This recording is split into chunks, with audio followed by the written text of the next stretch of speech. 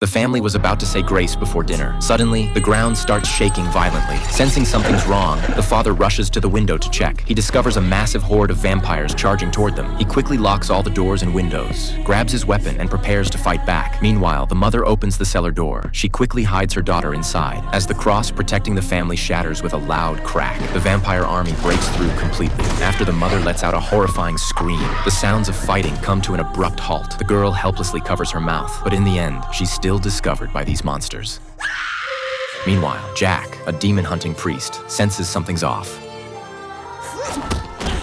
It turns out Sheriff Dashan has come to deliver the news. Upon learning that his brother and sister-in-law were brutally murdered and his niece Xiao Mei was kidnapped by vampires, Jack is instantly consumed with rage. He mounts his vehicle and speeds off into the wasteland. However, he doesn't head to his brother's house. Instead, he arrives at an eerie prison. Since the Great War ended years ago, the remaining vampires have been imprisoned here. Under the watch of the demon hunters, the continent has been at peace for 1,000 years. No one expected these monsters would dare to rebel again, but they've messed with the wrong person this time. To avenge his brother, Jack storms into the prison with Dashan, but they don't find the Vampire Queen anywhere. Just as they're about to capture someone alive for questioning, several mutants wielding weapons suddenly burst out from outside and launch a fierce attack on Dashan without warning. Dashan takes down one attacker with a swift counter, then rises to his feet, fighting while retreating, only to discover the outside is already swarming with ambushers. With the enemy closing in, Dashan has no choice but to pull out his pistol and fight to the death. Fortunately, Jack shows up just in time at this critical moment. As one of the continent's top exorcist priests, Jack takes down 2 mutants with just a few moves. Facing Jack's interrogation, the last survivor still refuses to talk. Jack is about to use force, but the man suddenly points toward the fading sunlight. Jack doesn't care though, as the last ray of sunlight completely disappears. The long dormant vampire army fully awakens.